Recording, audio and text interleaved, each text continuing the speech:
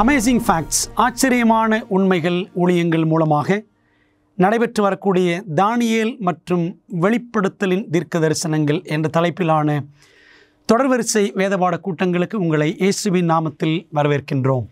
இந்த நாளின் பாடத்தை நான் படிப்பதற்கு முன்பாக இலவச பிரதி குறித்த அறிமுகத்தை உங்களுக்கு செய்ய நான் விரும்புகின்றேன். 1000 வருட சமாதானம் என்ற தலைப்பின் கீழே அருமையான அழகான வண்ண படங்கள் கொண்ட இலவச பிரதி உங்களுக்கு வீடு தேடி வர காத்திருக்கிறது. ஆகவே இதை பெற்றுக்கொள்ள நீங்கள் விரும்பினால் எங்களுடைய தொலைபேசி எண்ணிலே நீங்கள் அழைக்கும்படி அன்போடு அழைக்கின்றோம். மேலும் இந்த புஸ்தகத்தை ஆன்லைனில் அமேசிங் ஃபேக்ட்ஸ் என்ற வெப்சைட்டுக்குள்ளே சென்று நீங்கள் இலவசமாக டவுன்லோட் பண்ணி இதை படிக்கவும் மற்றவர்களுக்கு பகிர்ந்து கொடுக்கவும் உங்களை அன்புடன் நாங்கள் அழைக்கின்றோம். இந்த நாளில் நாம் பார்க்க போகிற தலைப்பு என்னவென்றால் 1000 வருட சமாதானம். இந்த நாளின் பாடத்தை படிப்பதற்கு முன்பதாக ஜெபிக்கும்படி உங்கள் அன்போடு அழைக்கின்றேன்.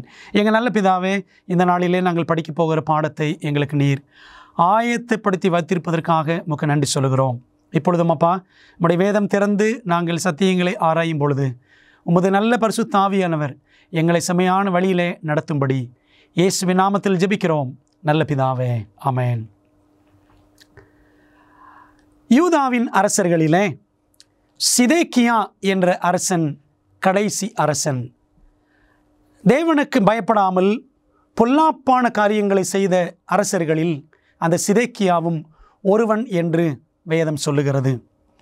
இவனுடைய நாட்களிலே ஜனங்கள், யூத ஜனங்கள் எல்லாரும் தேவனுக்கு விரோதமாக பிரியமில்லாத காரியங்களை செய்து விக்கிரக ஆராதனையிலே விழுந்து போய் தேவனுடைய கட்டளைகளை அவமதித்து தேவனுடைய தீர்க்கதரிசிகளை துன்பப்படுத்தி தேவனுக்கு பிரியமில்லாத காரியங்களை அவர்கள் செய்து கொண்டே இருந்தபடினாலே தேவன் நேபுகாத் நேச்சார் என்ற பாபிலோன் அரசனின் கைகளிலே யூதா ராஜ்யத்தை ஒப்பு கொடுத்தார்.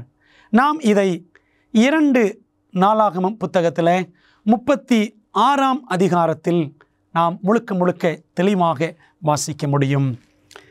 தேவனுடைய ஜனங்கள் தேவனுடைய ஆசீர்வாதங்களை பெற்று தேவனுக்கு சாட்சியாக வாழ வேண்டும் என்று அவர்களிடத்தில் தேவன் விருப்பம் கொண்டிருக்கிறார். இந்த உலகத்தை தேவன் படைத்த பொழுது இந்த உலகம் சீராக முழுமையாக பூரணமாக இருந்தது. ஆனால் பாவம் உள்ளே பிரவேசித்த பொழுது உலகத்தில் எல்லா விதமான தீமைகளும் உள்ளே நுழைந்தன. கீழ்ப்படியாமை நிமித்தம் எல்லா சாபங்களும் உலகத்தில் வந்து சேர்ந்தது. நமது பரலோகத்தின் தேவன் ஆதி பெற்றோருக்கு கொடுத்த சட்டதிட்டங்களை, ஆண்டவர் கொடுத்த கட்டளையை அவர்கள் மீறினபடியினாலே அவர்கள் இந்த உலகத்தில் பற்பல சாபங்களை அனுபவிக்க நேரிட்டது. அந்த சாபங்கள் வழி வழியாக வந்து இன்றைக்கு நம்மையும் பாதித்திருக்கிறது என்பதை திட்டவட்டமாக நாம் சொல்லலாம். ஆதியாகமம் 3ஆம் அதிகாரம் 19ஆம் வசனத்தில், நீ பூமிக்கு திரும்ப மட்டும் உன் முகத்தின் வேர்வையால் ஆகாரம் புசிப்பாய் என்று ஆண்டவர் ஆதாமை பார்த்து சொன்னார். ஆகவே நிலத்திலே கஷ்டப்பட்டு வியர்வை சிந்தி உழைப்பது என்பது பாவத்தினால் உண்டான ஒரு சாபம். ஆண்டவர் ஆதாமிடத்தில் மட்டுமல்ல, ஆதாமின் தகப்பனான் ஆதாமின் மகனான காயினிடத்திலும் அவர் சொன்னதை நீங்கள் பாருங்கள். நீ நிலத்தை பயிரிடும்போது அது தன் பலனை இனி உனக்கு கொடாது என்று ஆதியாகமம் 4:12 சொன்னார். பாவத்தினுடைய சாபம் நிலத்திலும் மண்ணிலும் வெளிப்பட்டது. மண் தன் பலனை கொடாதபடிக்கு அது கடினப்பட்டது என்பதை நாம் பார்க்கின்றோம். யாத்திராகமத்தில் 23ஆம் அதிகாரம் 10 மற்றும் 11ஆம் வசனங்கள் சொல்லுகிறது, 6 வருஷம் நீ உன் நிலத்தில் பயிரிட்டு அதன் பலனை சேர்த்துக்கொள். 7ஆம் வருஷத்தில் உன் ஜனத்தில் உள்ள எளியவர்கள் புசிக்கவும் மீதியானதை வெளியின் ஜந்துக்கள் தின்னவும் அந்த நிலம் சும்மா கிடக்க விட்டு விடுவாயாக என்று யாத்திராம் 23:10-11ஆம் வசனங்களிலே ஆண்டவர் சொன்னார். பிரியமானவர்களே, 6 ஆண்டுகள் நிலத்திலே பயிரிட வேண்டும். 7வது ஆண்டு நிலம் சும்மா விடப்பட வேண்டும் என்று தேவன் இஸ்ரவேல் ஜனத்திற்கு ஒரு கட்டளையை கொடுத்திருந்தார். நாம் சற்று முன்பாக படித்தோமே, 2 நாளாகமும் 36ஆம் அதிகாரம் 19ஆம் வசனம். அந்த வசனத்தை கவனித்து பாருங்கள். அவர்கள் அவனுடைய ஆலயத்தை தீக்கொளுத்தி, பாபிலோனியர்கள் வந்து எருசலேமிலே தேவனுடைய ஆலயத்தை தீக்கொளுத்தி எருசலேமின் அலங்கத்தை இடித்து அதன் மாளிகைகளை எல்லாம் அக்கினியால் சுட்டெரித்து 20-21ஆம் வசனங்கள். பட்டயத்திற்கு தப்பின மீதியானவர்களை அவன் பாபிலோனுக்கு சிறைபிடித்து போனான். நேபுகாத்நேச்சார் யூத ஜனங்களை பாபிலோனுக்கு கைதியாக்கி கொண்டு போனான். தேசம் தன்னுடைய ஓய்வு வருஷங்களை ரம்மியமாய் அனுபவித்து தீர் மட்டும் அது பாழாய் கிடந்த நாளெல்லாம், அதாவது 70 வருஷம் முடிய மட்டும் ஓய்ந்திருந்தது என்று வாசிக்கிறோம். பிரியமானவர்களே, யாத்திராமத்தில் வாசித்தோம், ஆண்டவர் 6 ஆண்டுகள் நிலத்தில் வேலை செய்யுங்கள், 7ஆம் ஆண்டு ஓய்வாக நிலத்தை விட்டுவிடுங்கள் என்றார். ஆண்டவர் சொன்ன சட்டதிட்டங்களை தேவ ஜனங்கள் கடைபிடித்தார்களா? 6 நாட்கள் வேலை செய்து 7ஆம் நாள் ஓய்வு நாளைத்தான் ஒழுங்காக யூத ஜனங்கள் கடைபிடித்தார்களா? எரேமியா 17ஆம் அதிகாரத்தில் வாசிக்கிறோம், ஓய்வு நாளை மீறினார்கள், ஓய்வு நாளை சுமைகளை சுமந்தார்கள், ஓய்வு நாளில் வேலைகளை செய்தார்கள். அது நிமித்தம் தேவன் பாபிலோன் ராஜாவின் கையில், நேபுகாத்நேச்சார் கையில் யூதர்களை ஒப்பு கொடுத்தார் என்று நாம் எரேமியா 17 கடைசி சில வசனங்களில் வாசிக்கின்றோம். இன்னொரு காரணம், அவர்கள் நிலத்திற்கு கொடுக்க வேண்டிய ஓய்வு வருஷத்தையும் கொடுக்கவில்லை. அதனாலே தேவன் என்ன செய்தாராம்? 70 ஆண்டுகள் நிலம் பூமி ஓய்ந்திருக்கட்டும் என்று சொல்லி யூத ஜனங்களை 70 ஆண்டுகள் கைதிகளாக்கி கொண்டு பாபிலோனுக்கு செல்லும்படி நேபுகாத்நேச்சாரை தேவன் அனுப்பினார்.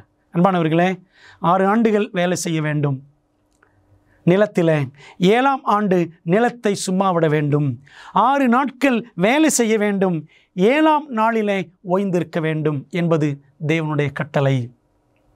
ஆண்டுடைய கட்டளையை, வாராந்தர் ஓய்வு நாளையும் மீறினார்கள், நிலத்திற்குரிய ஓய்வு வருஷத்தையும் இஸ்ரவேல் ஜனங்கள் மீறினார்கள். அதனால்தான் நேபுகாத்நேச்சார் தேவ ஜனத்துக்கு எதிராக படையெடுத்து வர தேவன் அனுமதித்தார். நெகேமியா 1ஆம் அதிகாரம் 3ஆம் வசனத்தில் வாசிக்கிறோம், எருசலேமின் அலங்கம் இடிபட்டதும் அதன் வாசல்கள் அக்கினியால் சுட்டெரிக்கப்பட்டதுமாய் கிடக்கிறது என்றார்கள். நெகேமியாவுக்கு இந்த செய்தி கிடைத்தவுடனே அவன் மிகவும் துக்கப்பட்டு அவன் அழுது எருசலேமுக்காக உபவாசித்து ஜெபித்தான் என்று நாம் வாசிக்கின்றோம். பிரியமானவர்களே, இன்றைக்கு நாம் இருக்கிற இந்த உலகத்தில் ஏறக்குறைய 6000 ஆண்டுகள் முடிவுக்கு வந்துவிட்டன. வாரத்தில் 6 நாட்கள் வேலை செய், 7ஆவது நாள் ஓய்வு நாள். நாம் இருக்கிற இந்த உலகமும் ஏறக்குறைய 6000 ஆண்டுகள் ஆகிவிட்டன. ஒரு நாள் ஆண்டவருடைய பார்வையில் ஒரு வருஷம் என்பதாக நாம் 2 பேதுரு 3ஆம் அதிகாரத்தில் அழகாக வாசிக்கின்றோம். ஆண்டவருடைய பார்வையில் ஒரு நாள் ஒரு வருஷத்திற்கு சமம். இன்றைக்கு நாம் ஆசரிக்கக்கூடிய வாரத்தின் 6 நாட்களை 6000 ஆண்டுகள் என்று கணக்கில் எடுத்துக்கொண்டால் 7ஆவது நாள் 7000 ஆண்டுகள் என்ற ஒரு கணக்கிலே நாம் எடுத்துக்கொள்ள வேண்டும். இந்த உலகத்திற்கும் 6000 ஆண்டுகள் முடிந்துவிட்டன. ஆகவே 7000ஆவது ஆண்டிலே சீக்கிரமாக தேவன் நம்மை பிரவேசிக்கும்படி செய்ய இருக்கின்றார். பிரியமான தேவ பிள்ளைகளே, 1000 வருடத்தின் துவக்கத்தை குறிக்கும் நிகழ்வுகள் என்னென்ன? 1000 வருட அரசாட்சி, 1000 வருட சமாதானம் என்பதை நாம் இந்த நாளில் படிக்கப் போகிறோம். வேதாகமத்தில் 1000 வருடத்தின் துவக்கத்தை குறித்து நாம் என்ன படிக்கிறோம்? வாசிக்கலாமா? 1 தெசலோனிக்கேயர் 4ஆம் அதிகாரம் 16ஆம் வசனம்.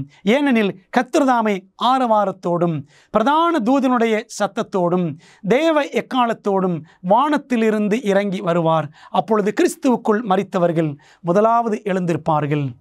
ஆண்டவர் இயேசு கிறிஸ்து 2ஆம் முறையாக வரும்பொழுது ஆரவாரத்தோடும் தேவ எக்கால சத்தத்தோடும் தேவதூதர்களோடும் இறங்கி வருவார். அப்பொழுது கிறிஸ்துவுக்குள் மரித்தவர்கள் உயிரோடு எழுந்திருப்பார்கள். அது முதலாம் உயிர்த்தெழுதல். அப்படி உயிர்த்தெழுந்த தேவ பிள்ளைகள் என்ன செய்வார்கள்?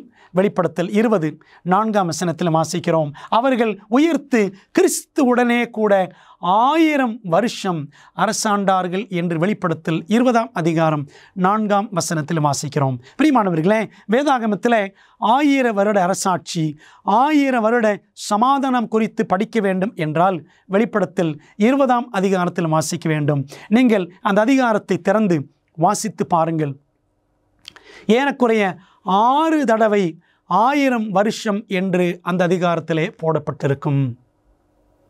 ஆகவே கிறிஸ்துவுக்குள்ளாக முதலாம் உயிர்த்தெழுதலை பெற்றவர்கள் 1000 வருஷம் அரசாண்டார்கள் என்று வாசிக்கிறோம். வெளிப்படுத்தல் 20:5 மரணமடைந்த மற்றவர்கள், அதாவது துன்மார்க்கர், அந்த 1000 வருஷம் முடியுமளவும் உயிரடையவில்லை. இதுவே முதலாம் உயிர்த்தெழுதல் என்று வெளிப்படுத்தல் 20:5 சொல்லுகிறது.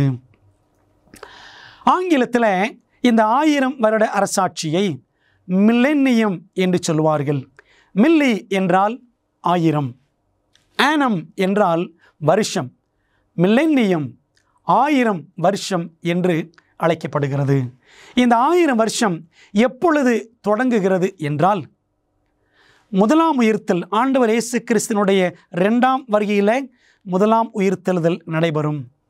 தேவன் தம்முடைய ஜனங்களை பரலோக அரசாட்சிக்கு கொண்டு செல்வார். உயிர்த்தெழுந்த பிள்ளைகளையும் உயிரோடு இருந்து மறுரூபமான பிள்ளைகளையும், அதாவது கிறிஸ்துவுக்குள் மரித்து உயிர்த்தெழுந்தவர்கள், கிறிஸ்துவுக்காக வாழ்ந்து கிறிஸ்துவை உயிரோடு சந்திக்கிறவர்கள், இவர்கள் எல்லாரையும் ஆண்டவர் மறுரூபமாக்கி ஒன்று சேர்த்து பரலோகத்திற்கு அழைத்து செல்வார். ஆகவே பரலோகத்தில் 1000 ஆண்டுகள் அரசாட்சி நடைபெறும். அது முடியும் பொழுது ஆண்டவர் இயேசு கிறிஸ்து 3ஆம் முறையாக வருவார். அப்பொழுது 2ஆம் உயிர்த்தெழுதல் நடைபெறும். ஆகவே 2ஆம் வருகைக்கும் 3ஆம் வருகைக்கும், முதலாம் உயிர்த்தெழுதலுக்கும் 2ஆம் உயிர்த்தெழுதலுக்கும் இடைப்பட்ட காலகட்டம்தான் மில்லேனியம். 1000 வருஷ அரசாட்சி, 1000 வருஷ சமாதானம் என்று நாம் வேதத்தில் பார்க்கலாம். அன்பான தேவ பிள்ளைகளே, முதலாம் உயிர்த்தெழுதலில் வேற என்ன சம்பவங்கள் நடக்கும்? வேதம் என்ன சொல்லுகிறது என்று பார்க்கலாமா? நம்ம எல்லாரும் நித்திரை அடைவதில்லை. உயிரோடு இருக்கிறவர்களில் ஆண்டோடைய வருகையில் தேவ பிள்ளைகள், மரித்து போன பிள்ளைகள் ஒரு கூட்டம் இருக்கும், கிறிஸ்துவுக்குள் மரித்தவர்கள். ஆனால் எல்லாரும் மரிப்பதில்லை. கர்த்தரை சந்திப்பதற்கு உயிரோடு இருக்கிற ஒரு தேவபக்தியில கூட்டமும் இருக்கும் என்பதைத்தான் இந்த வசனத்தின் வழியாய் புரிந்து கொள்கிறோம். நம்ம எல்லாரும் நித்திரை அடைவதில்லை. ஆயினும் கடைசி எக்காலம் தொனிக்கும் போது, ஒரு நிமிஷத்தில், ஒரு இமைப்பொழுதில் நம்ம எல்லாரும் மறுரூபமாக்கப்படுவோம் என்று 1 கொரிந்தியர் 15:51 நாம் வாசிக்கிறோம். ஆண்டோட வருகையில் மறுரூபமாக்கப்படுதல் 2ஆம் வருகையில் நடைபெறும். எக்காலம் தொனிக்கும். அப்பொழுது மரித்தோர் அழிவில்லாதவர்களாய் எழுந்திருப்பார்கள். நாமும் மறுரூபமாக்கப்படுவோம். 1 கொரிந்தியர் 15:52. பிரியமானவர்களே, 2ஆம் வருகையில் கிறிஸ்துவுக்குள் மரித்தவர்கள் முதலாவது எழுந்திருப்பார்கள்.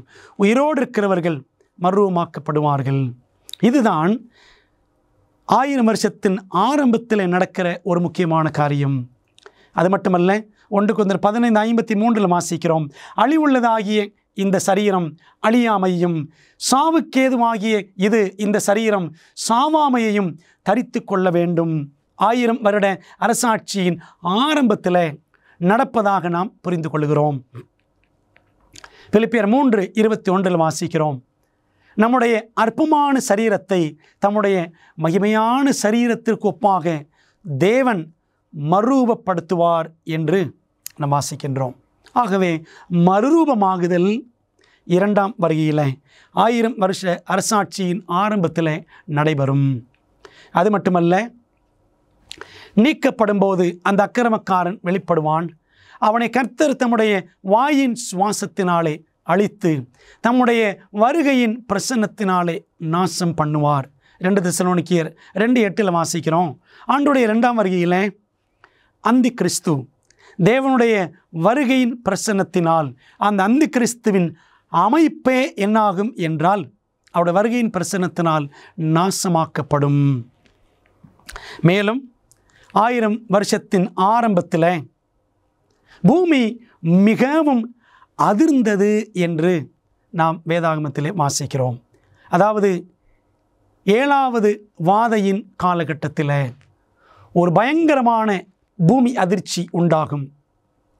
பூமியின் மேல் மனுஷர்கள் உண்டான நாள் முதற்கொண்டு அப்படிப்பட்ட பெரிய அதிர்ச்சி உண்டானதில்லை என்று வெளிப்படுத்தல் 16:18 வாசிக்கிறோம்.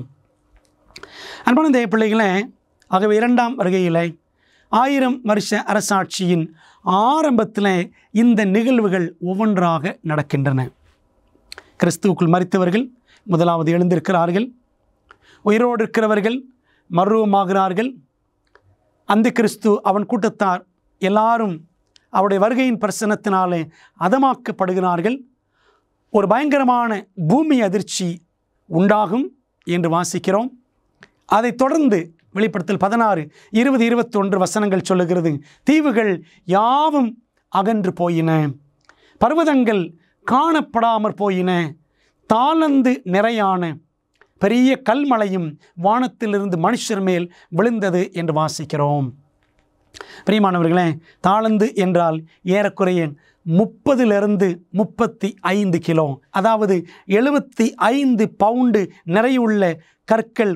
ஒவ்வொரு கல்லும் சுமார் 30 முதல் 35 கிலோ இருக்குமாம். இப்படிப்பட்ட கற்கள் பெரிய மழையாக கல்மழையாக பொழியும், துன்மார்க்கர் மேல் விழும் என்பதை நாம் பார்க்கின்றோம். பிரியமானவர்களே, அப்போ பாருங்கள், 2ஆம் வருகையிலே முதலாம் உயிர்த்தெழுதல் நடக்கிறது. 1000 வருஷ அரசாட்சி ஆரம்பமாவதற்கு முன்பாக இந்த ஒவ்வொரு காரியமும் நிகழ்கிறது என்பதை நாம் தெளிவாக பார்க்கின்றோம்.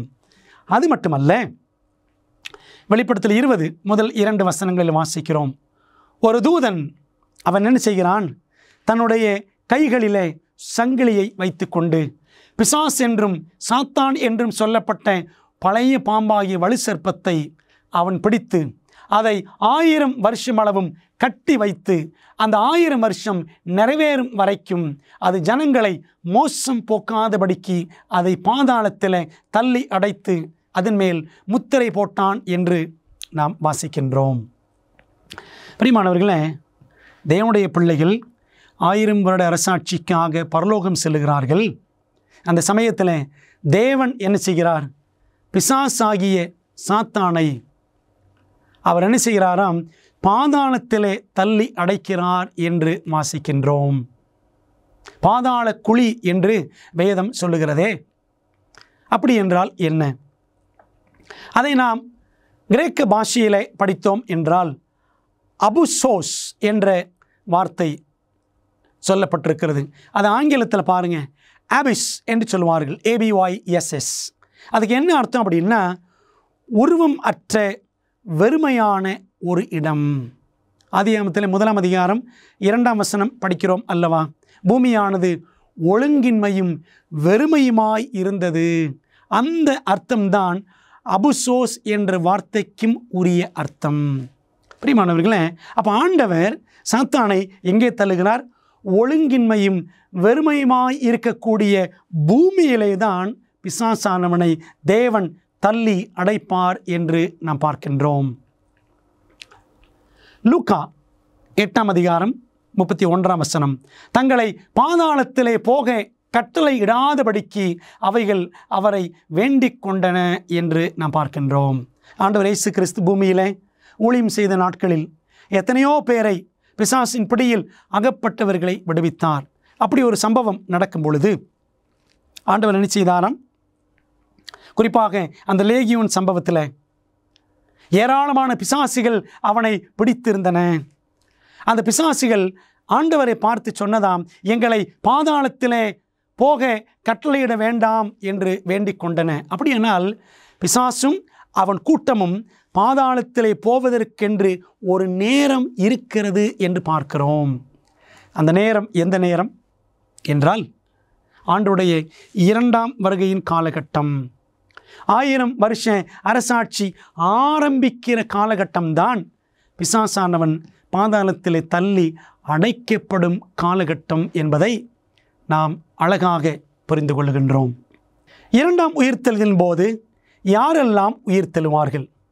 அது எப்பொழுது நடக்கும் என்று நாம் பார்க்கலாமா?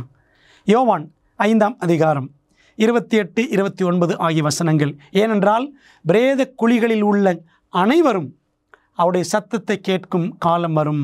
அப்பொழுது நன்மை செய்தவர்கள் ஜீவனை அடையும்படி எழுந்திருக்கிறவர்களாகவும், தீமை செய்தவர்கள் ஆக்கினையை அடையும்படி எழுந்திருக்கிறவர்களாகவும் புறப்படுவார்கள் என்று நாம் வாசிக்கின்றோம். பிரியமானவர்களே, நாம் படித்தோம் 1000 வருஷத்தின் ஆரம்பத்தில் துன்மார்க்கர் எல்லாரும் மரித்த நிலையிலே அவர்கள் கிடந்தார்கள் என்று நாம் படிக்கிறோம். வெளிப்படுத்தல் 20:5 மரணம் அடைந்த மற்றவர்கள் அந்த 1000 வருஷம் முடியுமளவும் உயிரடையவில்லை. அப்படியானால் இந்த தீமை செய்த எல்லாருமே எப்பொழுது உயிர் தெழுந்திருப்பார்கள் என்று சொன்னால், 3ஆம் வருகையின் காலகட்டத்தில் 2ஆம் உயிர்த்தெழுதல் நடக்கும். அந்த சமயத்தில் துன்மார்க்கர் எல்லாரும், தீமை செய்தவர்கள் அனைவரும் ஆக்கினை அடைவதற்காக எழுந்திருக்கிறவர்களாக புறப்படுவார்கள் என்று நமக்கு வேதம் திட்டவட்டமாக ஊர்ஜிதப்படுத்துகிறது. 1000 வருட துவக்கத்தில் பூமி அதிர்ச்சி மற்றும் கல் மழையினால் நிர்மூலமான பூமி எந்த நிலையில், எப்படிப்பட்ட நிலையில் இருக்கும் என்பதை சற்று நாம் பார்க்க போகிறோம். ஆண்டவர் இந்த உலகத்தை படைக்கும் பொழுது, படைப்பதற்கு முன்பாக இந்த உலகம் எப்படி இருந்தது? ஆதியாகமத்தில் 1ஆம் அதிகாரம் 2ஆம் வசனம் நாம் ஏற்கனவே பார்த்தோம் அல்லவா? பூமியானது ஒழுங்கின்மையும் வெறுமையுமாக இருந்தது. அந்த நிலைக்கு மீண்டும் 1000 வருட அரசாட்சியின் காலகட்டத்தில் இந்த பூமியானது, அதாவது 6000 ஆண்டுகள் கழித்து மீண்டும் அதே நிலைக்கு, படைப்புக்கு முன்பாக எந்த நிலையில் இருந்ததோ அந்த நிலைக்கு பூமி திரும்பும். வசனங்களை பார்க்கலாமா? இதோ கர்த்தர் தேசத்தை வெறுமையும் பாழுமாக்கி அதை கவிழ்த்து அதன் குடிகளை சிதறடிப்பார். தேசம் நொறுங்கவே நொறுங்கும் என்று ஏசாயா 24:1 மற்றும் 19ஆம் வசனங்களில் வாசிக்கிறோம். ஆதியாகமத்தில் 1ஆம் அதிகாரம் 2ஆம் வசனம் ஞாபகம் இருக்கிறதா? பூமியானது ஒழுங்கின்மையும் வெறுமையுமாய் இருந்தது. இன்னொரு வசனம் பாருங்கள். எரேமியா 4ஆம் அதிகாரம் 23ஆம் வசனம். பூமியை பார்த்தேன், அது ஒழுங்கின்மையும் வெறுமையுமாய் இருந்தது. அதே வார்த்தைகள், அது 1ஆம் அதிகாரம் 2ஆம் வசனத்தின் அதே வார்த்தைகளை எரேமியா 4:23 எரேமியா பயன்படுத்துகிறார். வானங்களை பார்த்தேன், அவைகளுக்கு ஒளி இல்லாதிருந்தது. படைப்புக்கு முன்பாக உலகம் எப்படி இருந்ததோ அதே நிலைக்கு மீண்டும் உலகம் திரும்புகிறதை நாம் இங்கே அழகாக தத்ரூபமாக படிக்கின்றோம். மேலும் எரேமியா பார்க்கின்றார், பர்வதங்களை பார்த்தேன், அவைகள் அதிர்ந்தன, எல்லா குன்றுகளும் அசைந்தன. பின்னும் நான் பார்க்கும்போது மனுஷன் இல்லை, ஆகாசத்து பறவைகள் எல்லாம் பறந்து போயின என்று எரேமியா 4ஆம் அதிகாரம் 24, 25 வசனங்களில் நாம் பர்வதங்களின் நிலைமை, இந்த பூமியின் நிலைமை எல்லாம் பார்க்கிறோம். அடுத்த வசனத்தை நாம் தொடர்ந்து பார்க்கலாமே. எரேமியா 4:26 பின்னும் நான் பார்க்கும்போது கர்த்தராலும் அவருடைய உக்கிர கோபத்தாலும் பயிர் நிலம் வனாந்தரமாயிற்று, அதன் பட்டணங்கள் எல்லாம் இடிந்து போயின. இன்றைக்கு நாம் பார்க்கக்கூடிய பெரிய பெரிய பட்டணங்கள், மெட்ரோபாலிட்டன் சிட்டிஸ், பெருநகரங்கள் என்று சொல்லுகிறோமே, நகரங்கள் எல்லாம் தரைமட்டமாகும். தொடர்ந்து வாசிக்கலாம். எரேமியா 25 வசனம் 33 அக்காலத்திலே பூமியின் ஒரு முனை துவக்கி பூமியின் மறுமுனை மட்டும் கர்த்தரால் கொலையுண்டவர்கள் கிடப்பார்கள். கர்த்தருடைய வருகையின் பிரசன்னத்தினாலே நாசமாக்கப்பட்டவர்கள் எல்லா இடத்திலும் சிதறுண்டு கிடப்பார்கள். அவர்கள் புலம்பப்படாமலும் சேர்க்கப்படாமலும் பூமியின் மேல் எருவாவார்கள் என்று நாம் அழகாக படிக்கின்றோம்.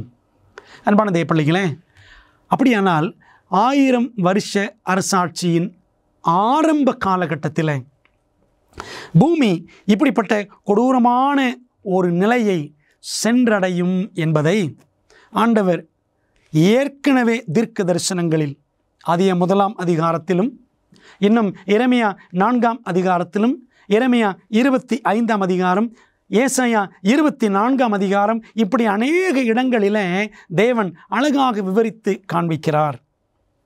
நாம் தானியேல் மற்றும் வெளிப்படுத்தலின் தீர்க்க தரிசனங்களை படித்து கொண்டிருக்கின்றோம். அன்பானவர்களே, வெளிப்படுத்தலில் 404 வசனங்கள் இருக்கின்றன. இந்த வெளிப்படுத்தல் இருக்கக்கூடிய வசனங்கள் எல்லாமே நீங்கள் பார்த்தால் எல்லாமே பழைய ஏற்பாட்டின் வசனங்களிலிருந்து ஆங்காங்கே பல வார்த்தைகளை எடுத்து தொகுக்கப்பட்ட ஒரு தொகுப்பாகத்தான் வெளிப்படுத்தல் விசேஷம் இருக்கிறது.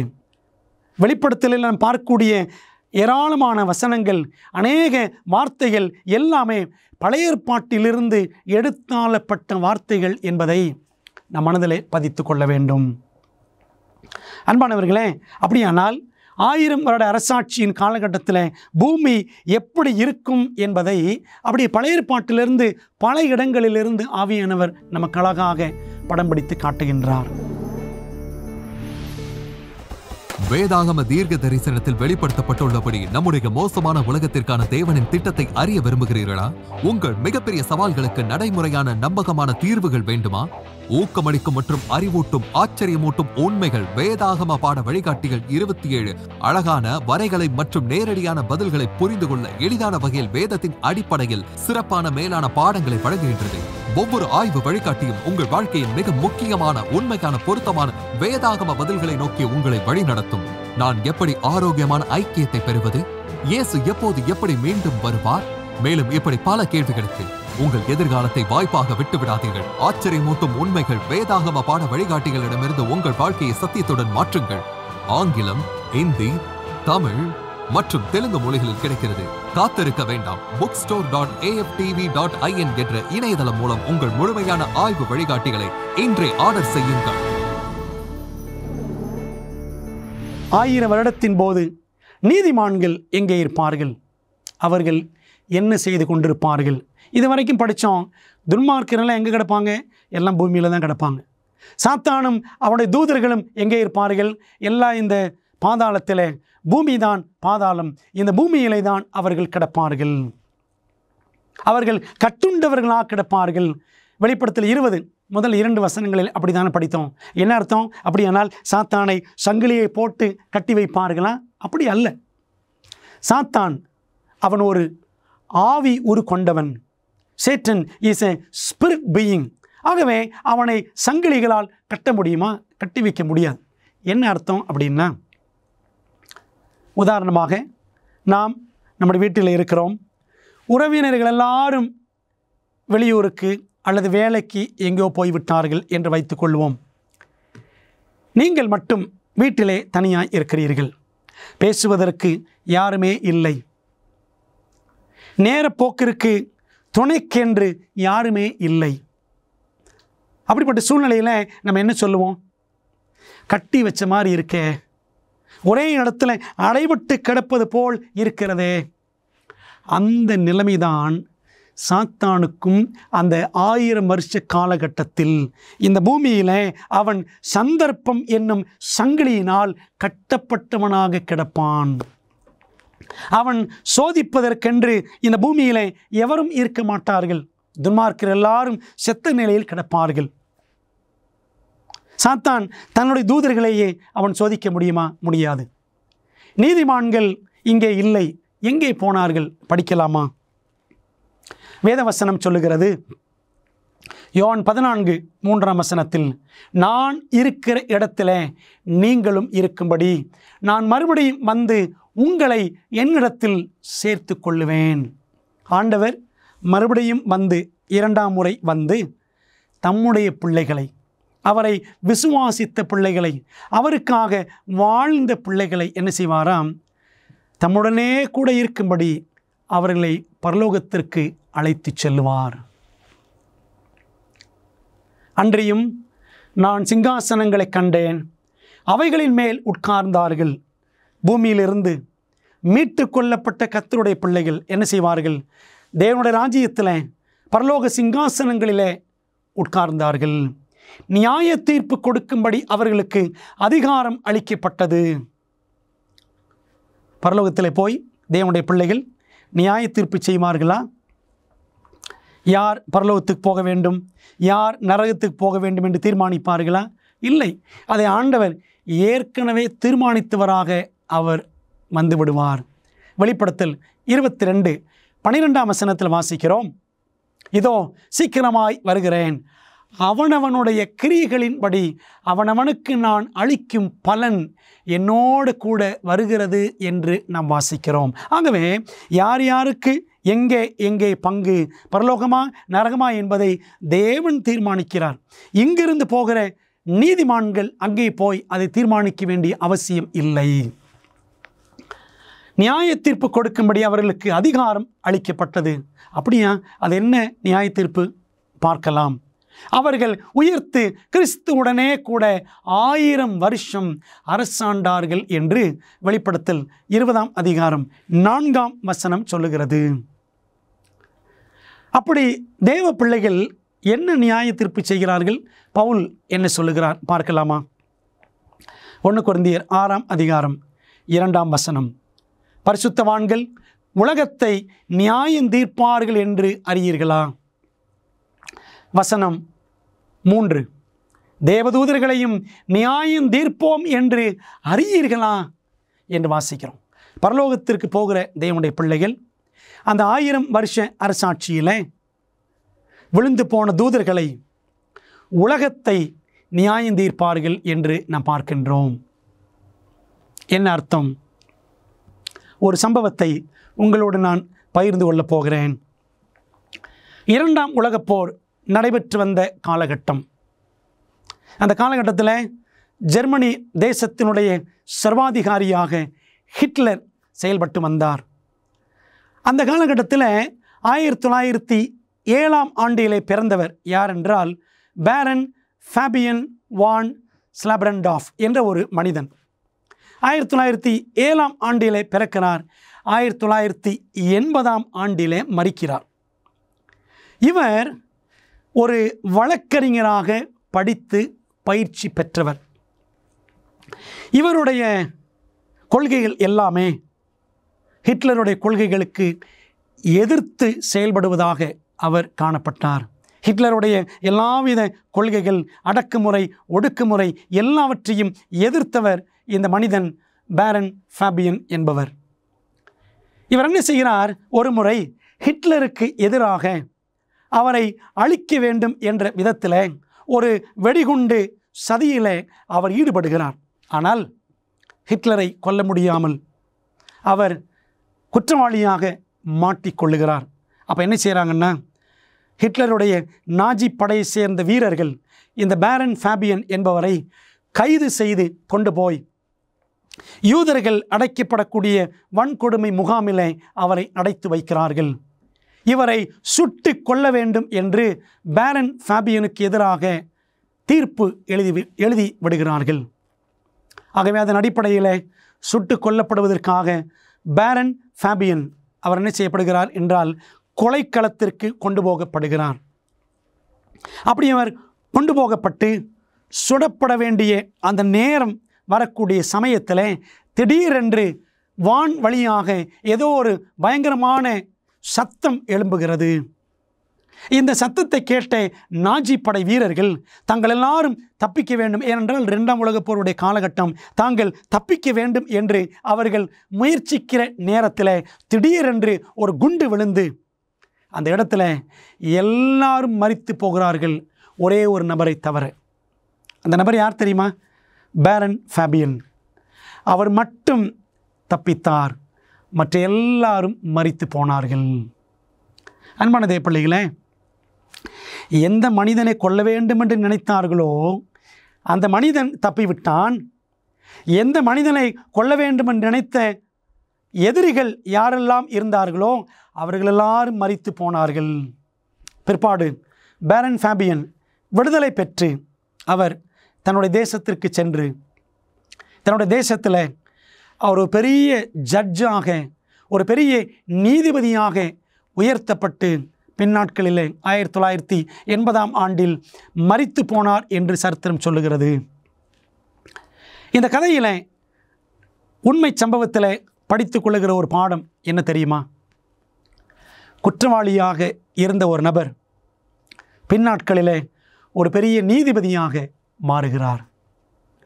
அன்பான தேவப்பிள்ளைகளே, இந்த உலகத்தில் பாவத்து நிமித்தம் நீங்களும் நானும் குற்றவாளிகளாக இருக்கிறோம்.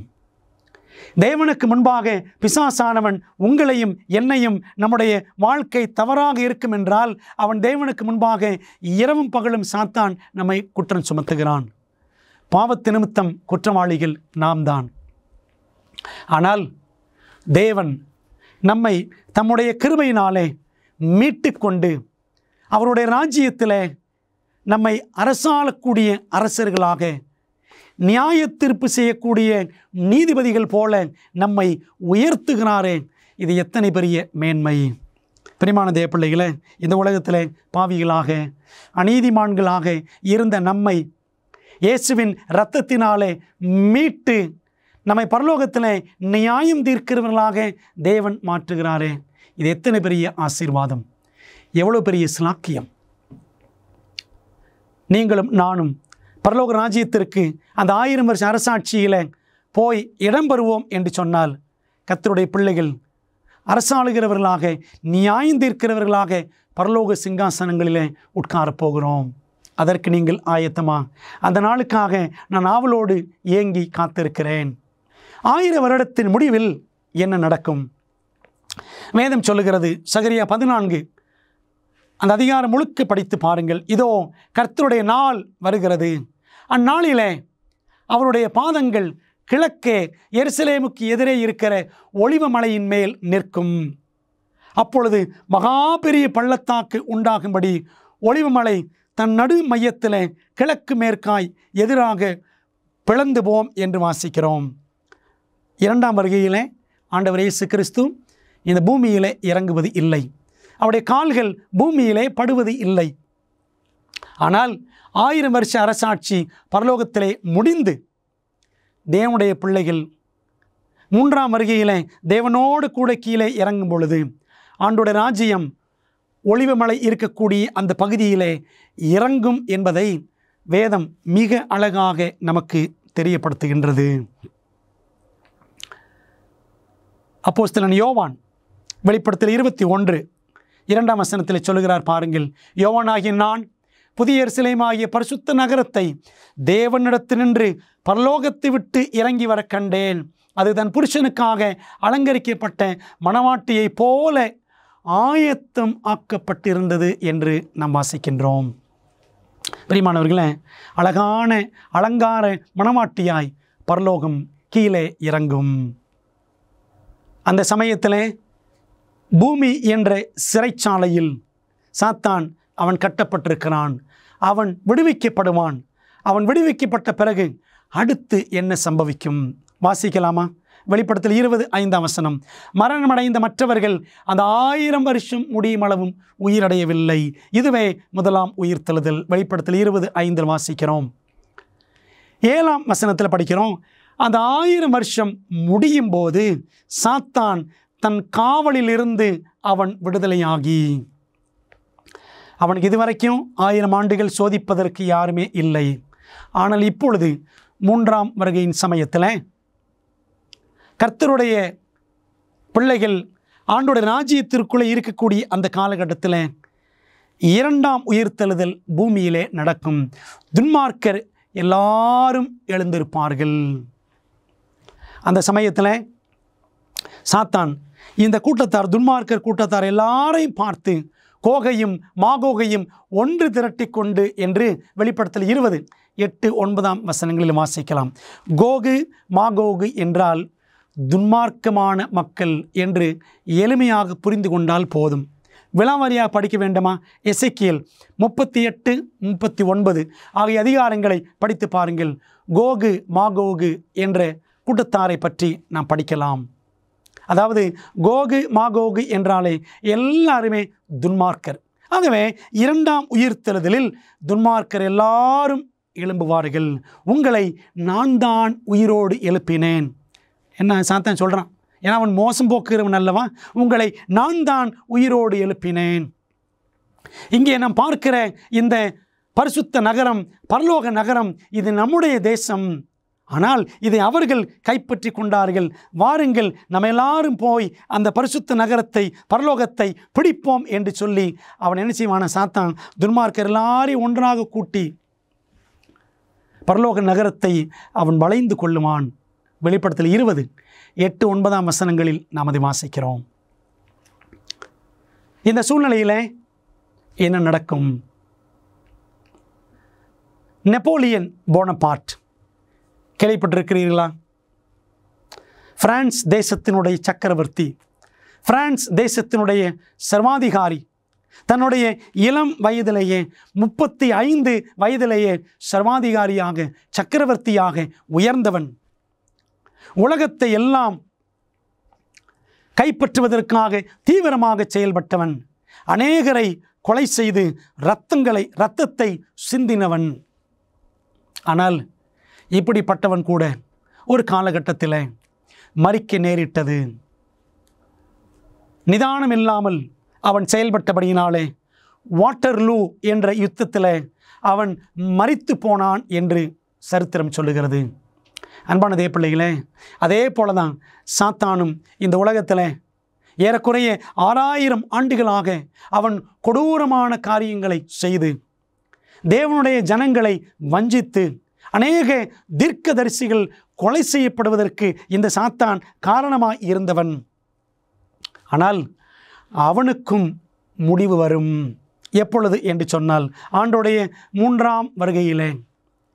துன்மார்க்கர் 2ஆம் உயிர்த்தெழுதலில் உயிர்த்தெழுந்த பிற்பாடு கொஞ்ச காலத்தில் அவன் அழிக்கப்படுவான்.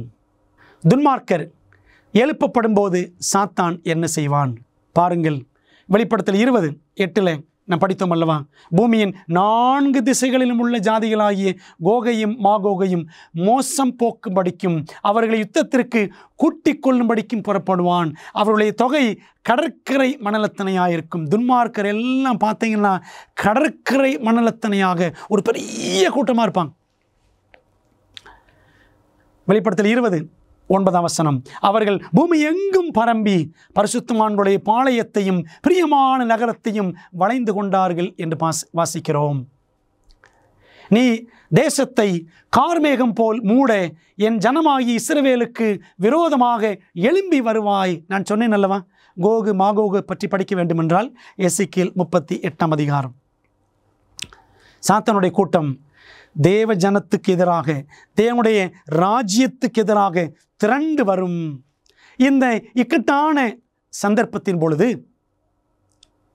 எது எல்லாவற்றையும் நிறுத்தும் பாருங்கள்.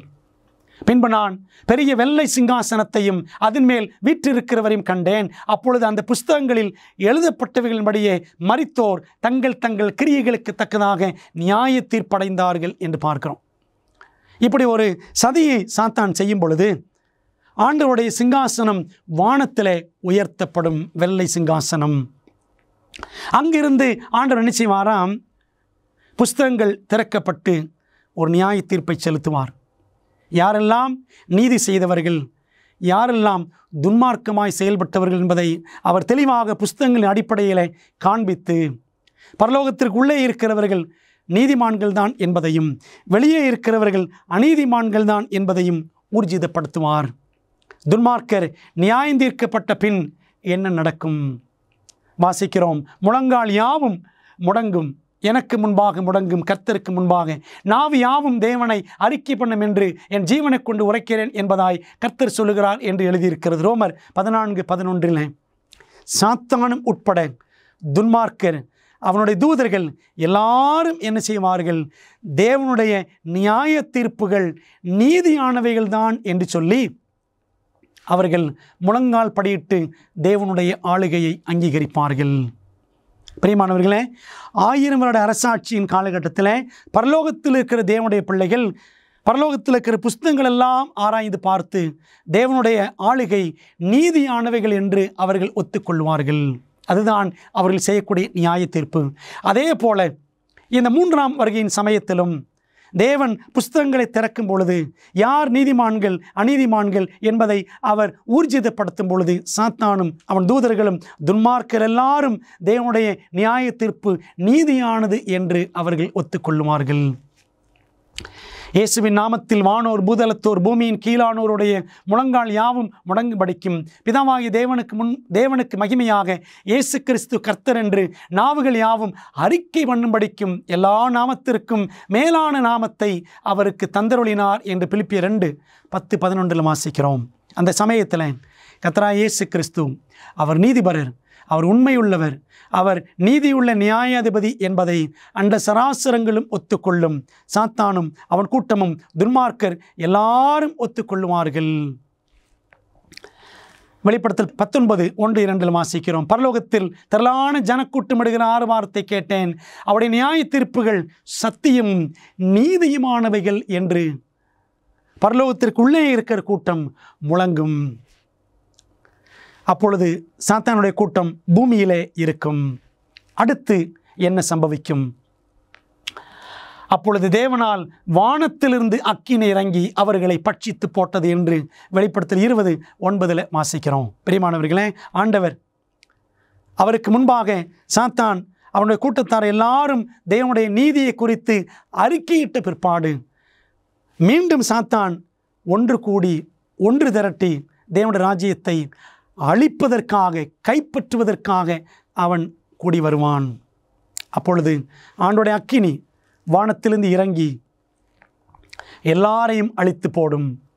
ஜீவ புஸ்தகத்தில் எழுதப்பட்டவனாக காணப்படாதவன் எவனோ அவன் அக்கினி கடலிலே தள்ளப்பட்டான் என்று வெளிப்படுத்தல் 20:15 வாசிக்கிறோம்.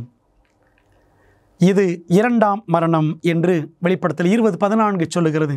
இந்த பூமிதான் தற்காலிக நரகமாக, இந்த பூமிதான் அக்கினி கடலாக ஒரு குறிப்பிட்ட நேரத்திற்கு செயல்படும். அந்த அக்கினி கடலில் 2ஆம் மரணத்தை சாத்தானும் அவனுடைய தூதர்களும் துன்மார்க்கர் எல்லாரும் அடைவார்கள். இது எப்போ நடக்குது அப்படின்னா 1000 வருஷத்தின் முடிவிலே நடக்கும். இதைத்தான் மில்லேனியம் 1000 வருடம் என்று நாம் சொல்லுகிறோம். 1000 வருஷத்தின் ஆரம்பத்தில் 2ஆம் வருகை, 1ஆம் உயிர்த்தெழுதல். 1000 வருஷத்தின் முடிவில் 3ஆம் வருகை, 2ஆம் உயிர்த்தெழுதல், பரிசுத்த நகரம் இறங்கி வருதல். தேவன் இந்த மில்லேனியம் 1000 வருஷம் என்ற காரியத்தை எவ்வளவு அழகாக நமக்கு வர்ணித்திருக்கிறார். 1000 வருஷத்தின் ஆரம்பத்தில் 2ஆம் வருகை, அதாவது 1ஆம் உயிர்த்தெழுதலும் அந்த சமயத்தில் நடக்கிறது. 1000 வருஷத்தின் முடிவில் 3ஆம் வருகை, 2ஆம் உயிர்த்தெழுதல் நடைபெறும்.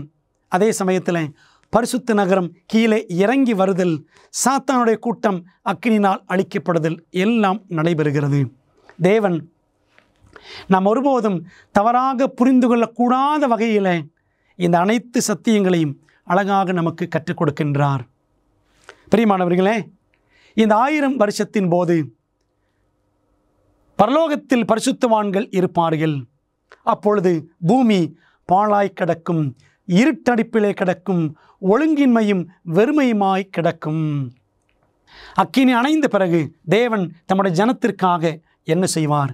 வேதம் சொல்லுகிறது பாருங்கள். இதோ நான் புதிய வானத்தையும் புதிய பூமியையும் சிருஷ்டிக்கிறேன் என்று ஏசாயா 65:17 வாசிக்கிறோம். வெளிப்படுத்தல் 21:1 சொல்லுகிறது, பின்பு நான் புதிய வானத்தையும் புதிய பூமியும் கண்டேன், முந்தின வானமும் முந்தின பூமியும் ஒளிந்து போயின. தேவன் நினைச்சுவாராம், புதிய வானம் புதிய பூமியை படைப்பார். பழைய வானம் பழைய பூமி, பாவிகள், சாத்தான், அவனுடைய கூட்டம் எல்லாம் ஒழிக்கப்படும். 2 பேதுரு 3ஆம் அதிகாரம் 13ஆம் வசனத்தில் வாசிக்கிறோம், அவருடைய வாக்குத்தத்தத்தின்படியே நீதி வாசமாயிருக்கும் புதிய வானங்களும் புதிய பூமியும் உண்டாகும் என்று காத்திருக்கிறோம். எத்தனை ஆனந்தமான எதிர்பார்ப்பு, எத்தனை அருமையான நம்பிக்கை தேவன் நமக்கு கொடுத்திருக்கிறார். பிரியமானவர்களே, புதிய வானம் புதிய பூமி, அங்கே நீங்கள் இருப்பீர்களா? அதற்கு ஆயத்தமாவீர்களா? இறுதியாக தேவனும் நீதிமான்களும் எங்கு வாழுவார்கள்? வெளிப்படுத்தல் 21:3 வாசிக்கிறோம். அது இதோ வானத்திலிருந்து உண்டான அந்த பெருஞ்சத்தம், இதோ மனுஷர்களிடத்திலே தேவனுடைய வாசஸ்தலம் இருக்கிறது என்று வாசிக்கிறோம். தேவன் தம்முடைய பிள்ளைகளோடு இருக்கும்படி அவர் பரலோகத்தையே அப்படியே கீழே இறக்கி கொண்டு வருவாராம்.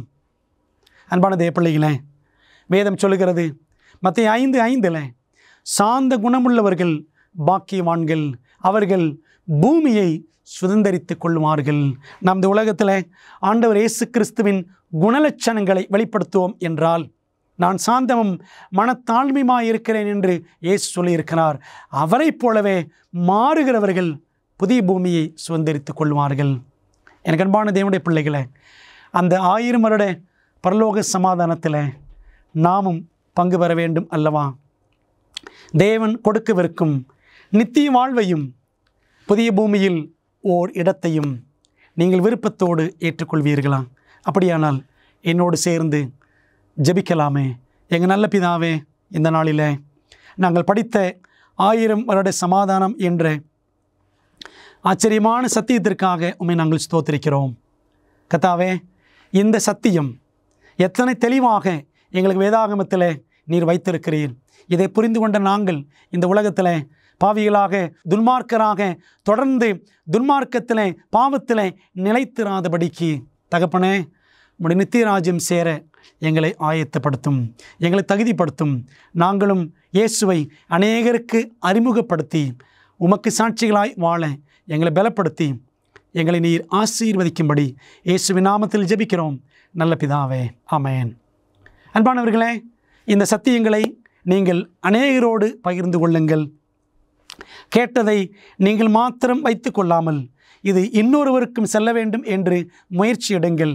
மீண்டும் அடுத்த வேத பாடத்தில் சந்திப்போம். கர்த்தர் நம்மை ஆசீர்வதிப்பாராக. ஆமென்.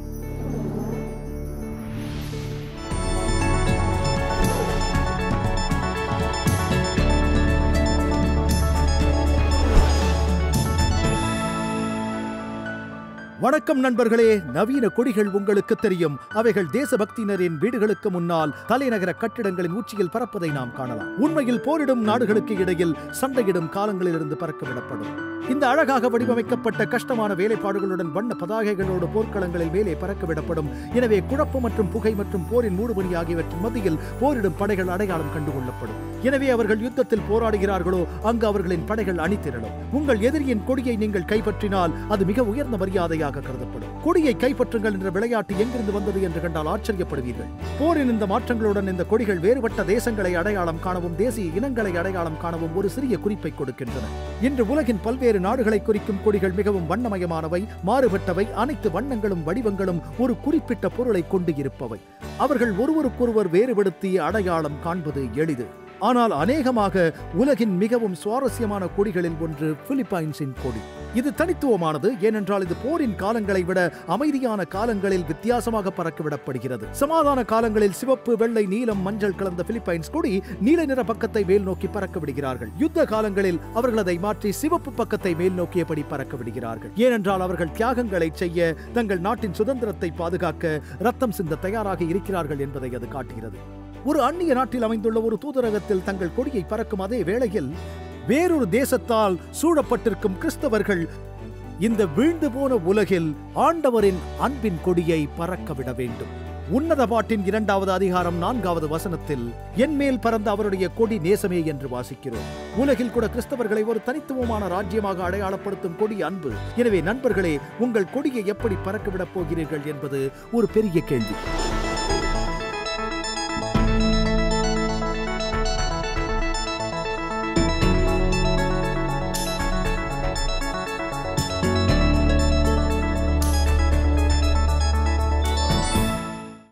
எங்கள் குழுவினரில் ஒருவர் உங்களுக்காக சிறப்பு ஜெபம் செய்ய நீங்கள் விரும்பினால் திரையில் தெரியும் எண்ணை பயன்படுத்தி எங்களை அழையுங்கள்.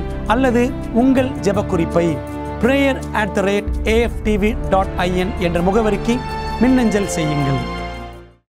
உங்கள் வீட்டின் வசதியில் இருந்து நீங்கள் படிக்கக்கூடிய வகையில் இலவச வேதாகம பள்ளியை ஆச்சரியமூட்டும் உண்மைகள் உங்களுக்கு வழங்குகிறது என்று தெரியுமா? தேவனின் வார்த்தையை குறித்து உங்கள் ஆய்வில் உங்களுக்கு உதவ 27 அழகாக விளக்கப்பட்ட பாடங்கள் ஆங்கிலம், இந்தி, தமிழ் மற்றும் தெலுங்கு மொழிகளில் கிடைக்கிறது. இந்த இலவச வேதாகம படிப்பு பாடநெறிக்கு இன்றை பதிவு செய்ய biblestudy.aftv.in என்ற இணையதளத்தை காணுங்கள்.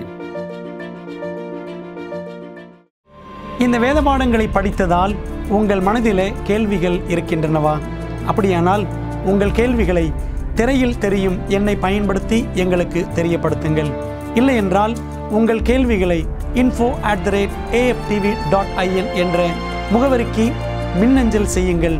வேதாகமத்தை தொடர்ந்து கற்றுக்கொள்ளும் பொழுது கர்த்தர் உங்களை ஆசீர்வதிப்பாராக. 50 வருடங்களுக்கும் மேலாக அமேசிங் ஃபேக்ட் ஊழியங்கள் நற்செய்தியை உலகம் முழுவதும் பகிர்ந்து கொண்டிருக்கிறது. இயேசுவின் சித்தத்தின்படி அனைத்து மக்களுக்கும் நித்திய சுவிசேஷத்தை அறிவித்துக் கொண்டிருக்கிறது. உங்கள் ஜெபத்திற்கும் ஆதரவிற்கும் நன்றி.